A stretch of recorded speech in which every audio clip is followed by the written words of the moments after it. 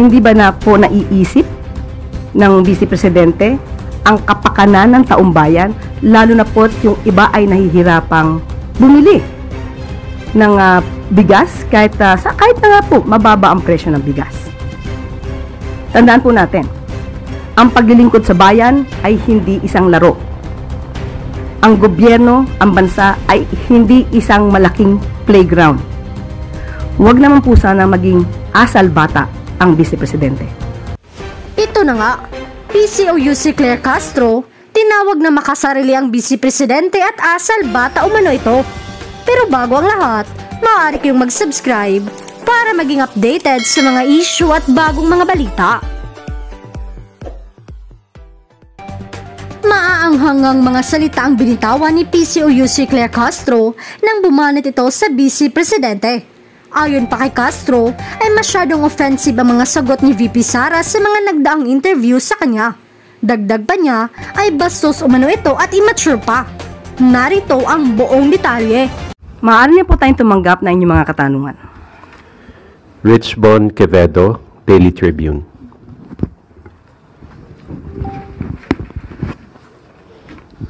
Good morning po, Yusek. Comelec urge President Marcos Jr. to declare May 12 as a holiday.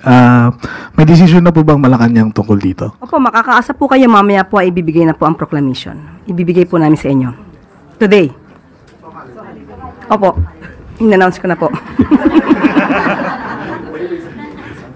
Thank you po. Ivan Mayrina, GMA Integrated News.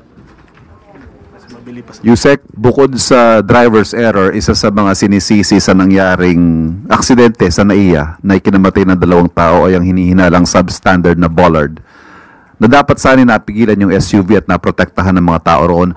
What does the palace have to say about this as well as the implied corruption in government contracts? Opo, nakakalungkot po. May mga nasawi dahil sa di umanong depektibo na bollards na na-install po sa NAIA Terminal 1. At ito po na-install sa panahon po ng dating administrasyon at sa panahon po ng ni Transportation Secretary Arthur Tugade.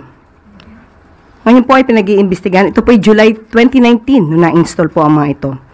Pinag-iimbestigahan na po paano po ang naging procurement pati yung specifications. Yun po ay sa pag-uutos po ng Pangulo at ito po ay tutugunan kaagad-agad ni Secretary Vince Dizon. At pati po ang pag-inspect sa mga bollards at ang mabilisang pagpapalit po dito para sa safety po ng nakakarami. Tristan Dodalo, Newswatch Plus. Good morning, Yusek. Yusek, ngayon po nagsasagawa ng kilos protesta yung iba't ibang grupo po pagdating sa sitwasyon ng prime water. Sabi po ng Kabataan Party List, may mga estudyante daw po na mas gustong mahirap namimili between pagtulog o tubig dahil po sa hirap ng problema sa San Jose del Monte, Bulacan. And may nag-file na rin po ng investigation sa Senate at sa House of Representatives to look into the prime water situation. Sa part po ng Palace, may deadline po bang binigay ang Pangulo para sa result nung ginagawa ring investigasyon ng LUWA? Sa ngayon po, nag-iimbestiga na po at titingnan po natin kung kailan po ito matatapos, pero dapat po agaran po ito. Hindi po pinagtatagal ang anumang maaaring danasing kahirapan ng taong bayan. So makakaasa po kayo na mabilisang pag-action po dito ng Pangulo. In connection po sa prime water din po was yung si senatorial candidate Camille Villar, and in recent Alyansa rally po, hindi na rin po siya nabanggit ni Pangulong Bongbong Marcos. Connected pa rin po ba itong sitwasyon ng prime water doon, or nagkakausap pa po ba ang Pangulo at si senatorial candidate Villar? Sa ngayon po, hindi po natin alam kung nagkakausap sila. Hindi po ako, personally, hindi po ako nakaka-attend ng campaign sortie. So, nung sa Cebu, kung hindi siya naka-attend, so most probably at that time, hindi sila nagkausap. Okay, and even sa, Riz, before that po, may isa pa pong rally na hindi rin nabanggit si senatorial candidate Villar. But on another topic na po, last na lang po, yung sa drug testing na in-order rin po ng Transportation Department. Bukas po ba yung palace to reconsider yung decision ng drug testing? Kasi po sabi ng piston, mahirap po yun dahil yung pera nga po yung kinikita nila apektado kapag ipinatupad yung mandatory drug testing para sa PUV drivers. Si former Senator Tito Soto sabi niya, after more than 24 million drivers were tested, only 0.06% tested positive, and it's simply money-making. Pag-aaralan po kaya ito? Dapat pong pag-aralan kasi ito po ay kailangan din po. Tandaan po natin ang ang inaalagaan po dito yung safety po ng commuters, ng mga passengers, ng mga tao na gumagamit ng kalsada, including na rin po yung mga drivers. Hindi po ito basta-basta maaaring sabihin na huwag na lang gawin kung ito naman po ay makakasama sa safety. So, pag-aaralan pa rin po ito at huwag naman po agad nating husgahan na ito ay isang money-making device or strategy. Opo. Last question, Alvin Baltazar, Radio Pilipinas. Kasi sa pareha po kay Vice President Sara doon sa Zamboanga, sinabi niya na posible daw yung bentahan ng 20 pesos na bigas. Pero ayaw niyang ibahagi kung paano gagawin yung pagbebenta ng 20 pesos na kada kilo ng bigas. Kasi ayaw niyang tulungan si Pangulong Marcos. Ano pong reaction dito ng Malacanang? Lumalabas po kasi kung ano po ba talaga ang anyo ng ating Vice Presidente. Lumalabas ang tunay na kulay ng Vice Presidente bilang isang public servant. Sa pag-amin niya, na dito po ang kanyang sinabi, na imposible talaga ang 20 pesos na bigas, pero pwede siya. Di ko lang i-share sa inyo kasi ayaw kong tulungan si PBBM. Yan po ang tugon ni Vice Presidente ng Vice President. Sa pag-amin niya pong ito, na hindi niya i-share kung ano man ang kanyang kaalaman, kung mayroon man talagang kaalaman. Dahil nga sa ayaw niyang pagtulong sa ating Pangulo. Ito ay nagpapakita ng isang makasarili. Tandaan po natin, kung ano man po ang kaalaman na mayroon kayo, para sa taong bayan, ito po dapat ay agad-agad na isinasagawa at hindi po dapat ito tina-timing. Hindi ba na po naiisip ng Vice Presidente ang kapakanan ng taong bayan, lalo na po yung iba ay nahihirapang bumili ng bigas kahit na nga po mababa ang presyo ng bigas. Tandaan po natin, ang paglilingkod sa bayan ay hindi isang laro. Ang gobyerno, ang bansa ay hindi isang malaking playground. Huwag naman po sana maging asal bata ang Vice Presidente. Thank you, Yusek Claire. At bago po tayo magtapos, isa pa pong good news para sa miyembro ng Pag-ibig. Dala ng patuloy na pagtugon sa mga pangangailangan ng mga miyembro, mas pinalaki at pinadali na ng pag-qualify sa Pag-ibig Multipurpose Loan. Sa ilalim ng mas pinag-igting o pinagbuting Pag-ibig MPL, maaari nang makahiram ang mga miyembro ng hanggang 90% ng kanilang kabuuang Pag-ibig regular savings. Mas mataas ng 12.5% kumpara sa dating 80%. Para sa mga miyembro, dinagdagan at in-upgrade ang kanilang regular savings, lalo pang tataas ang kanilang loan amount dahil nakabase sa kanilang ipon ang kanilang mahihiram. Sa kabuuan, mas malaki ang maaari matanggap ng mga miyembro mula sa MPL upang lalong makatugon sa kanilang pangangailangan. Ang mga pagbabagong ito, gaya ng mas mataas na halaga at mas mabilis na eligibility ay ipatutupad din sa ibang short-term loan programs ng Pag-ibig tulad ng health and education loan programs at calamity loan. Pinaiksi na rin ang panahon para maging eligible ang mga miyembro sa pag-avail ng loan. Maaari nang mag-loan ang mga aktibong miyembrong may 12 buwang hulog sa Pag-ibig na mas mabilis ito kumpara sa dating requirement na 24 na buwan. Dahil dito, mas maaga ang maka-access ang mga ng pondo ang mas nakakaraming miyembro para sa kanilang mga agarang pangangailangan. Umagang kay Danda po, mga kababayan.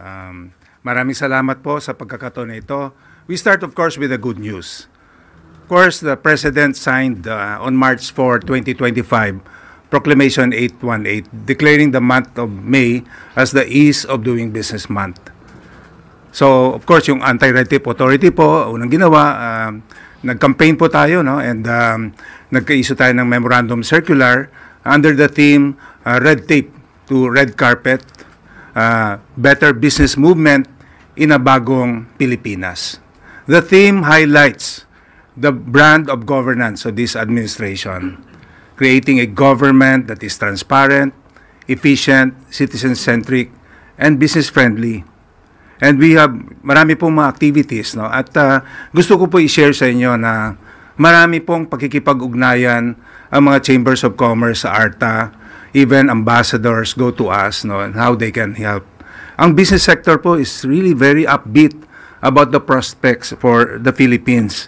Kaya po kahapon, inimpusahan natin yung nationwide campaign to celebrate the Ease of Doing Business Month. But even before that, nung April 30, naimbitahan po ako sa kapihan sa Manila Hotel, kasama po doon yung Coalition of Business Organizations, PCCI, Chamber of Commerce, no, Employers Confederation, Exporters Federation. They are really in full support sa mga programa at inisyatibo ng Anti-Red Tape Authority. Bukas po, in fact, magkakaroon po tayo ng virtual orientation on shipbuilding. Kasama po natin ang Department of Transportation tsaka yung Royal Danish Embassy. At marami po. And then sa May 13 to 15, magkakaroon po ng nationwide inspection of government agencies, including kasama po ang mga local government units. At dito po i-highlight ng ating gobyerno yung mga frontline services para maramdaman ng taong bayan yung mga kagandahan ng serbisyo na ginagawa ng ating administrasyon. Maigpit po ang direktiba ng ating mahal na Pangulo for all government processes to be streamlined and digitalized. Ito po napatunayan natin na ito po ang pinaka-epektibong paraan para labanan ang red tape at corruption in the process. Marami na po tayong data that will show this. For example po, yung electronic business one-stop shop that we are really pushing na lahat ng local government units must be compliant with. In fact, out of 1,642 local government units, we have already recognized 115 local government units. Doon po sa hindi pa naging compliant, 1,402 po nito ay partially automated o 1,203. Meron pong 431 LGUs na pinadala natin ng notices to explain para i-explain nila kung bakit hanggang ngayon hindi sila tumutupad sa direktibang ito. Kaya expect po within the week or next week, sasampahan po natin ng kaso about 131 local government units. At ito po ay of course yung electronic business one-stop shop na patunayan po natin dito na yung lahat ng LGUs na mayroong ganon makakapag-issue po ng business permit in a matter of minutes. 10 minutes po, for instance, in Malabon, tsaka sa Navotas. Valenzuela, 5 minutes lang po makakuha niyo yung business permit. In Metro Manila, all the 17 cities except one, no, hindi pa IBOS compliant. At dito din po sa Executive Order 32 na pinirmahan nating Pangulo in 2023. Sa loob lang po na isang taon na in-implement natin dito, tumaas po yung number of permits na nagawa sa pag-construct ng mga telco, telecommunications tower. Dahil po dito nabawasan yung processing time, no, from 255 to 300 days to just 59 days based on the record by Meralco. At so number of permits issued from 6,117 in 2022, tumaas po ng 62% by 9,856. Dahil po dito, no, yung internet penetration rate sa Pilipinas tumaas, no. Ibig sabihin, mas marami na po ang Pilipinos na merong internet access. Dahil dito, 73.6% or an increase of 68%. Lalo din pong bumilis ang internet speed, no. For instance, in mobile internet speed, tumaas po from 18.68 Mbps in 2022 to to 27.75 Mbps in 2024. Yung fixed internet speed po, talagang very proud tayo dito, tumaas from 46.44 Mbps to 92.19 Mbps or an increase of 98.5%. No? At yung Executive Order 59 na nirelease din po ng ating Pangulo, dahil po dito nagkaroon ng 6 projects completed, big projects completed in 2024 at 13 more expected to be completed this year. At dahil po dito sa mga reforma, gumanda rin po yung ating performance dahil yung ating United Nations Electronic Participation Index ay tumaas by 16 spots, no? At o 31 spots. Doon naman po sa E-Government Development Index, tumaas po ng 16 spots. Complaints handling po, we're very proud of this, no, na yung ating legal department, ang resolution rate po ay napakataas. Out of 25,988 complaints that we received from 2018 up to the latest March 2025, ang resolution rate po natin is 99.7%.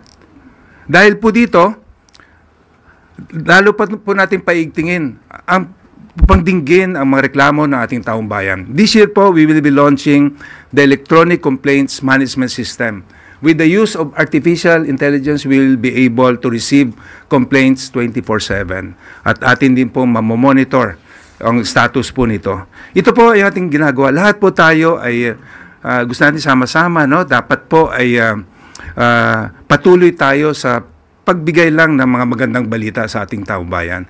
Pero kung meron pa rin po kayong reklamo, madali po ang i-ARTA po ninyo. Tumawag kayo 8888 or sa hotline 12782 o kaya mag-email lang po sa ating email complaints@arta.gov.ph.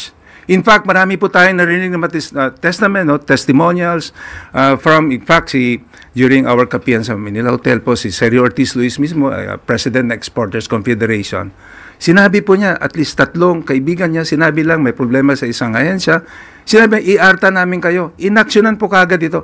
This was not the first time that I heard of it. No. So yun po ang aking talagang sana ipalam natin sa ating taong bayan, sa ating mga kababayan. Maganda po ang potensyal ng ating bayan. Marami po na-expect dito ang private sector support po, yung mga businessmen natin, chambers of commerce, even ambassadors, go to us, no? Ano pa ba ang pwede naming maitulong sa inyo? Ganito po kagandang prospect ng ating bayan. In 2028 po, ang ating gusto ay lahat po ng local government units should be compliant with the Electronic Business One-Stop Shop because we know that by attracting businesses to come in, that's why we're replacing red tape with red carpet because this is the number one concern amongst the businessmen. Dito po ba sa Pilipinas, ready tayo for business? Kapag napaalam po natin sa buong mundo na ang Pilipinas ay ready for business, dadagsa po ang mga negosyante dito. Dadami po ang negosyo dahil dito we will have more business and livelihood opportunities for our people. Thank you very much, Secretary Ernesto Perez. We now open the floor to questions. Alvin Baltazar, Radio Pilipinas.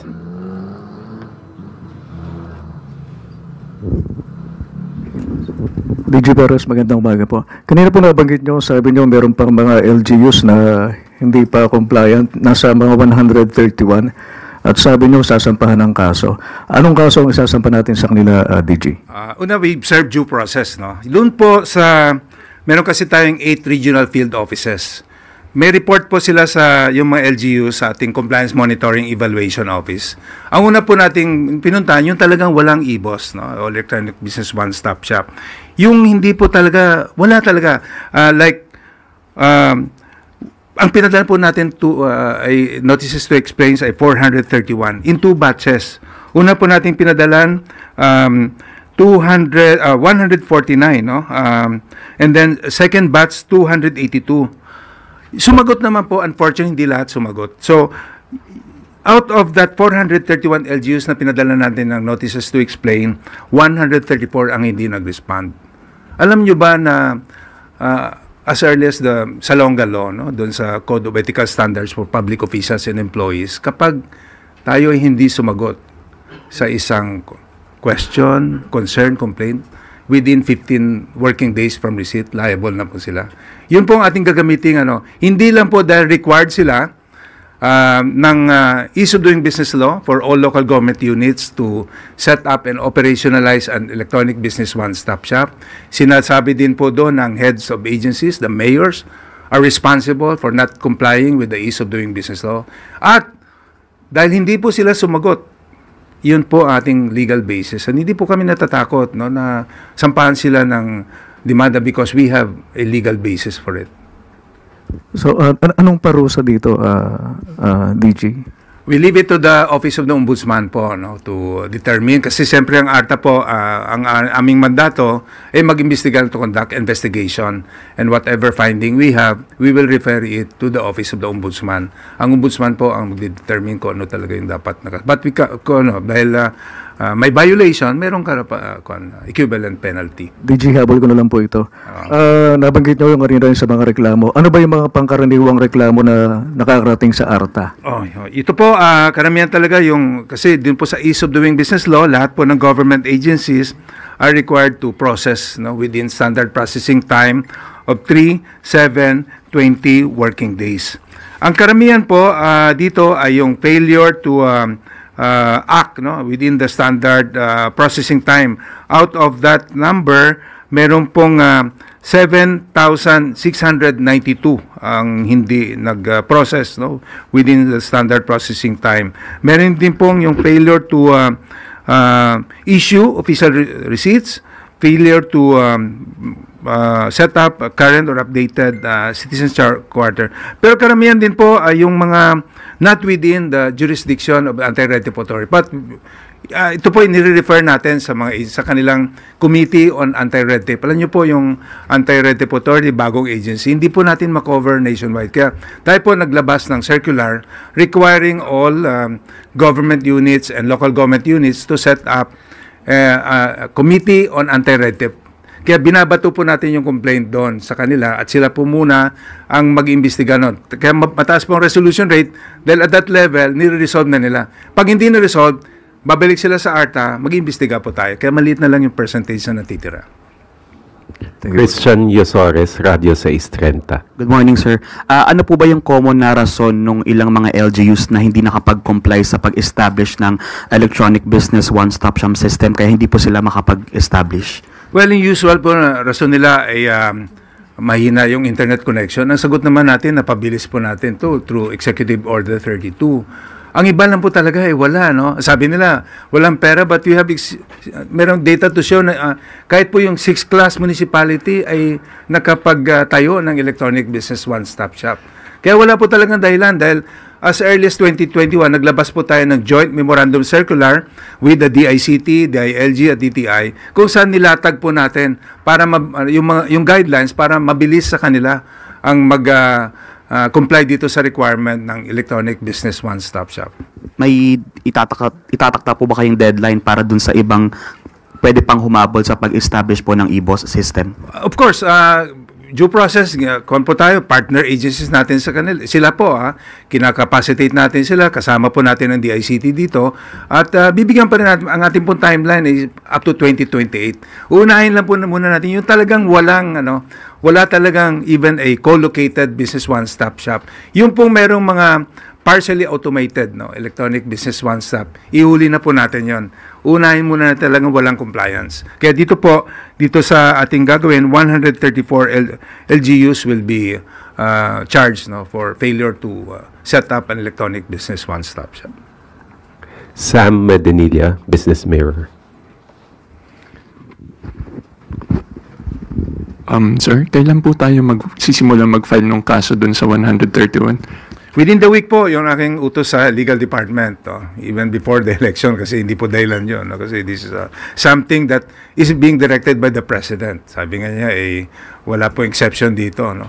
Kaya po kami malakas ang loob because we have the President on our side. Always telling us, labanan ng red tape. Hindi lang po ito ginagawa ng ating Presidente publicly, even public sa aming meetings po, sa cabinet meeting, pag ako po ay nakaka-attend, palaging sa mind ng ating Presidente na tanggalin natin yung pahirap sa taong bayan. Unnecessary requirements should be removed. Replace red tape with red carpet. Ganun po ka-sincere ang ating mahal na Pangulo. Kaya po kami, all out kami sa suporta dahil po sa direktiba ng Presidente for all government processes to be streamlined and digitalized as the best way to fight red tape and corruption. Tapos sir, out of dun sa 1,483 LGUs, ilan na po dun yung nakapag-comply sa EBOS? 115 po as of March 31 this year have complied with. 77 po this year. We are very positive makakapag-comply except lang po with issue with the Bureau of Fire Protection. Kaya po tayo in-encourage po natin yung Bureau of Fire Protection na magkaroon ng memorandum of agreement with the local government unit. Kasi yun na po yung nantay na these 77 LGUs will be able to comply with if the Bureau of Fire Protection will agree. Tapos, last na lang po for my part. With the expectation to attract more investments in the Philippines, given the relocation of plants happening